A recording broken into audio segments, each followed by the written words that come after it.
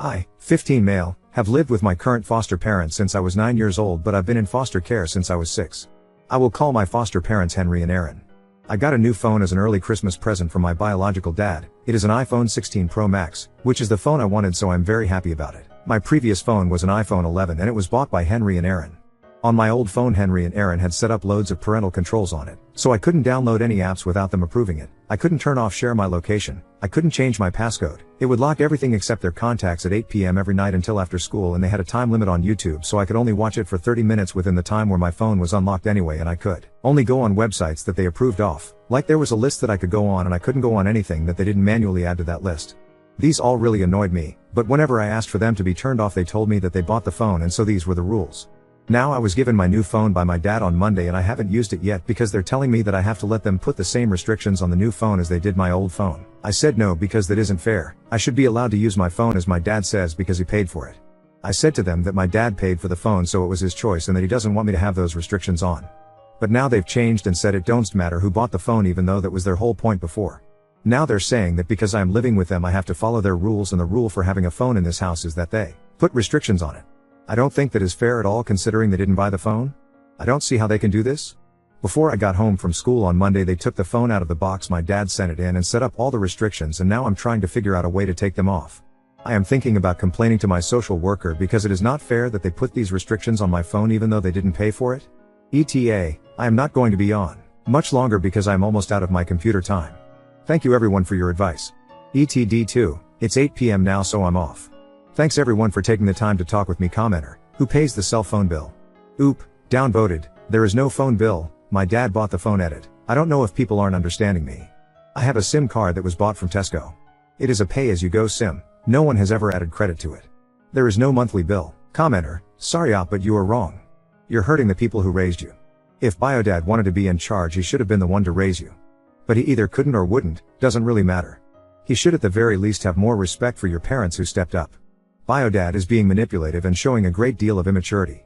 I know that as a teen you are likely just wanting to side with the person who is offering you what you want. This is a mistake. This is one of those selfish, short-sighted decisions that teens don't see at the time, but regret later. If you respect your parents at all, you will respect their authority as your guardians. Oop, downvoted. I'm taking about people telling me I'm wrong, saying there is a monthly fee to use my phone. I know there isn't. They're not my parents. I have parents. Commenter, why can't you be with your parents then? Why are you in foster care? You seem to have a disdain for the people fostering you. Why have you been in this situation for almost 10 years? Oop, downvoted. What are you talking about? Just because I have parents doesn't mean I can live with them. That doesn't make my Henry and Aaron my parents. Commenter, they might not be your parents, but they are your legal guardians, which gives them the right to make decisions around your phone use. Oop, that isn't what I'm talking about. I don't like people referring to them as my parents. They're not. Commenter, they're not your biological parents.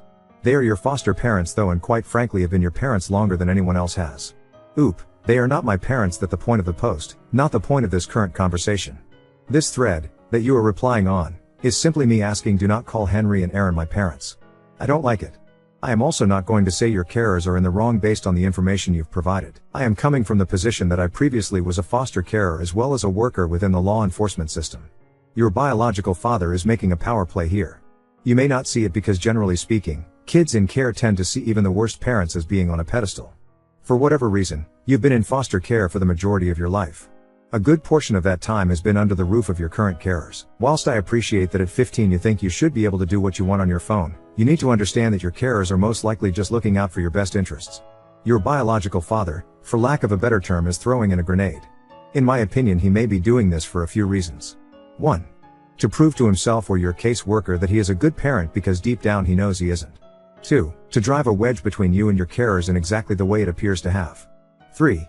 Because he cares about you genuinely and thinks that getting you an extravagant gift will somehow make up for you being in care since you were 6 years old. Honestly, it could be a mixture of the above. Regardless though, he should have discussed such a gift with your caseworker and carers, if there is contact between him and them, to make sure it was okay, and so that he could discuss the rules surrounding usage of the phone with you. If you legitimately think that your carers are not doing what is in your best interest, then you should speak to your caseworker. Let them be the mediator, as they are basically in charge. There are possibly also things occurring in the background that you are unaware of. For example, the court or department in your jurisdiction that deals with children in care may want contact with your birth parents to only occur when they are aware of it. Your carers could simply be following rules that a court or your caseworker has outlined to them. If you think that they are on some level being reasonable because they care for you, then perhaps sit with them and discuss how at age 15 you should have more freedom. This could look like having the parental controls but with less restrictions, or it could be without the parental controls but with your carers able to look at your phone/messages/photos when they feel there is a need and without notice. They know the unlock code to the phone. At the end of the day, it is about trust. Show them that you can be trusted with more freedom, then they'll likely be more willing to become more lenient as you get older. Try to make sure that regardless of how the conversation goes with your carers, that you keep your cool. Good luck. Oop, downvoted. I'm allowed any contact with my biological family. It doesn't need to be monitored. I read their whole comment. That wasn't my only takeaway. I just wanted to correct something. People are viewing my parents as bad people who need to be monitored. That isn't true. I feel like people are misinterpreting my comment. I appreciate it. My reply wasn't dismissing it. I was simply responding to the part I felt was necessary. I wasn't upset or angry when I replied. I was simply correcting something. Update 1. So Henry and Aaron actually took me to McDonald's after school today, the day I'm writing this, and they said to me they could tell I was upset with them and asked me to explain my feelings to them. I explained how I felt really frustrated that they told me the parental controls were because they bought the phone, and then when my dad bought me a phone they still put the same restrictions. They said they were sorry they gave that impression and that they could have explained it better. They asked which were the restrictions I had the biggest issue with. I said how I can't text/call anyone unless they approve it, how the phone locks at 8 p.m. I can't use it, and that I only have a 30 minutes on YouTube or TikTok, and that I can't have apps like Snapchat, Discord, Instagram, etc. They said okay. They understood why I was upset and frustrated and said they will discuss with my social worker how they can lighten up the rules while still ensuring I am safe. They said they don't want me having a long time on the phone because they don't think it's good for me, but they said in the meantime they will increase the limit to 1 hour free/TT and that they will increase the bedtime until 9:30 p.m. I think this is a fair compromise. I said they seemed upset that I got a new phone in general, and they said they weren't upset at me but were upset at the situation.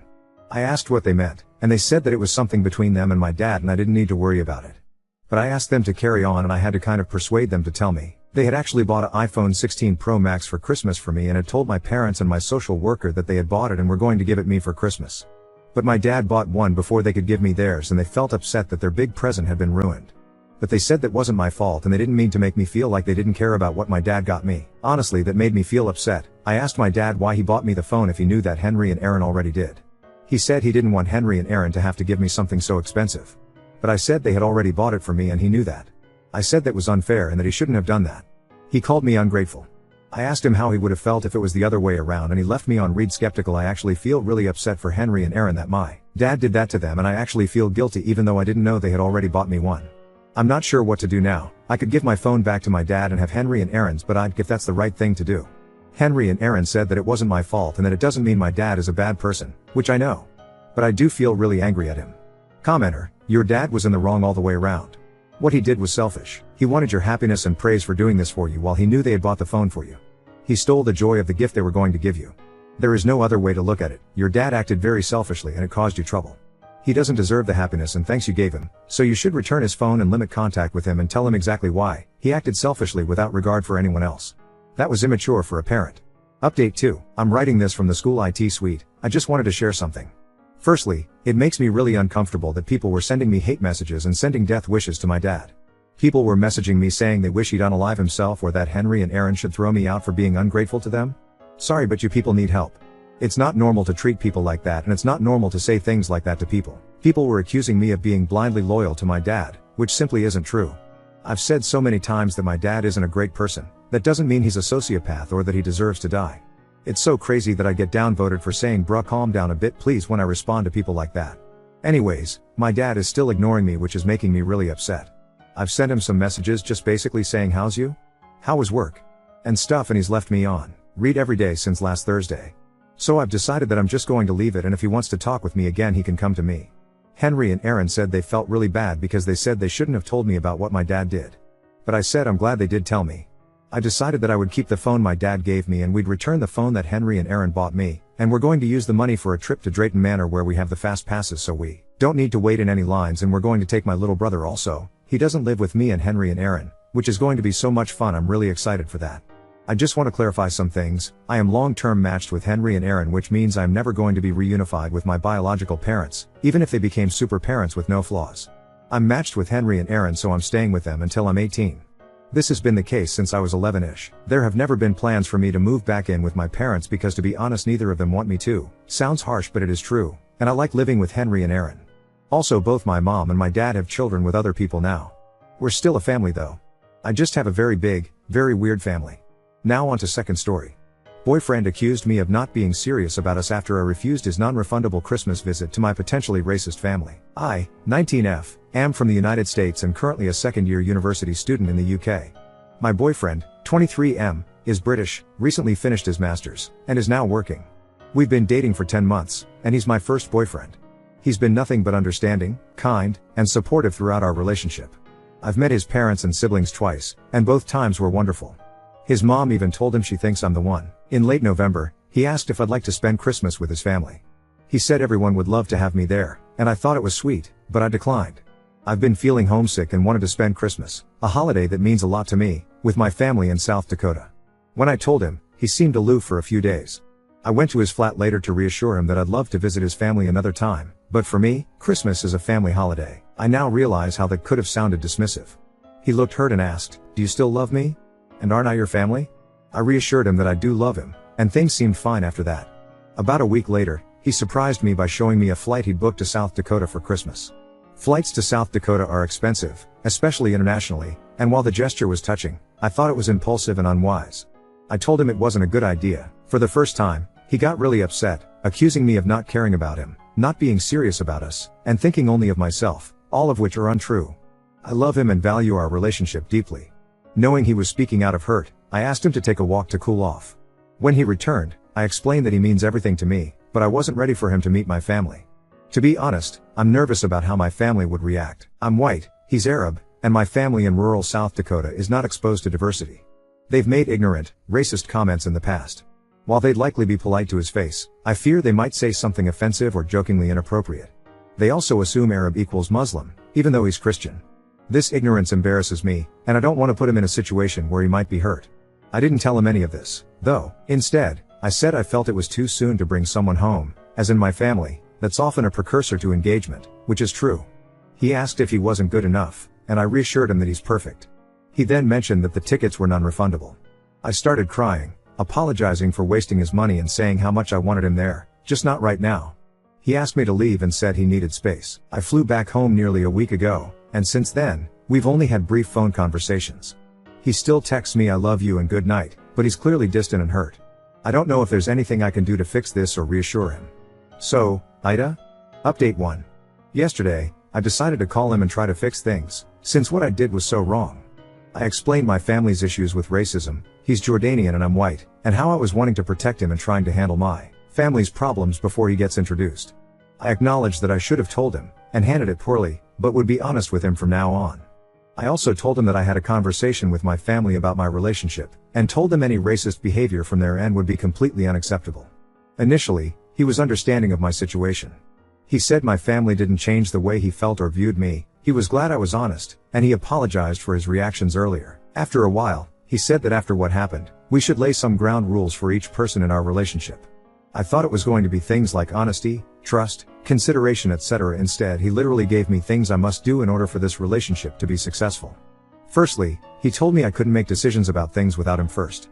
He basically said that relationships require sacrifice and compromise, and with big things such as Christmas, vacations, etc., I would need him to be okay with me doing these things.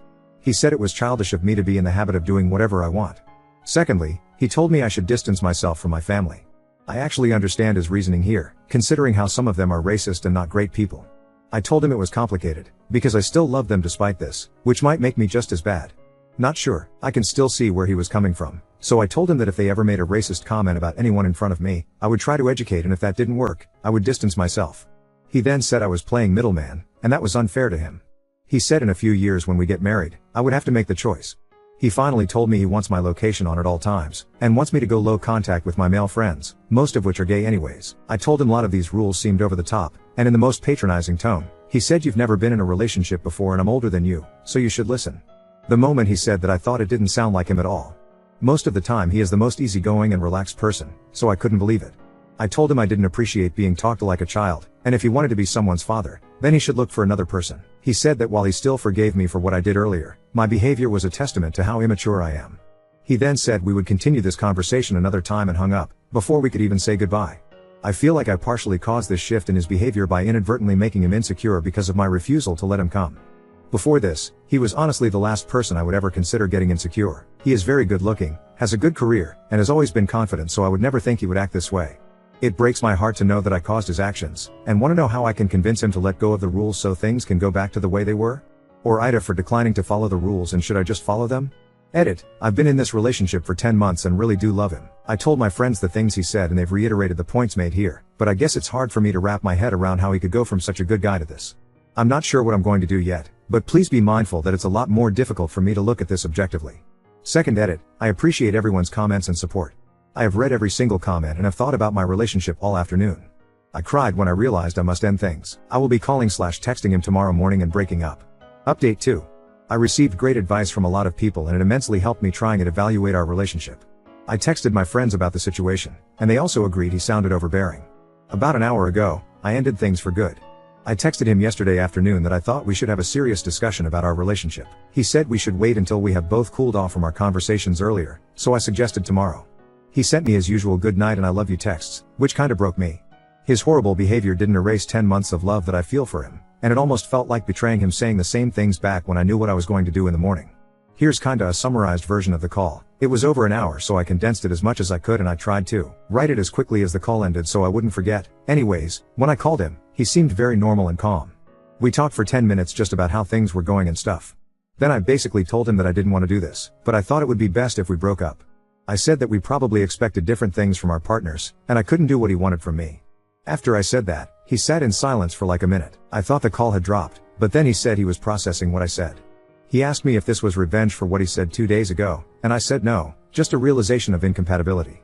He then said he wasn't going to change his mind on his boundaries, and me giving him an ultimatum was manipulative. I told him that this wasn't an ultimatum, it was going to happen. He then kept repeating what the fuck, my name /, and then told me I didn't mean it. He asked me if I loved him still, and I said yes, and then he said he knows I'll come back. I said this was it. He said something about how we need each other and went on a rant, but I don't remember that much of it because I was crying at that point. I cut him off at the end, and just said goodbye. He said he would never forgive me and I would never see him again since he was that awful, and then hung up. I immediately blocked his number, WhatsApp, Snapchat and Insta. I do not think he will have another way of contacting me. I do not think he will seek me out or anything, so I'm not too worried about that. My university accommodation also has front desk security and you can't get in without a keycard. Thanks again everyone. Edit, his mom just texted me saying she was sad things ended the way they did, but she wishes me all the best. Minor update, one of his friends tried adding me on Snapchat for some reason. Don't know if it's him using his friend's account, his friend wants to know what happened, or a coincidence he added me right when this unfolded.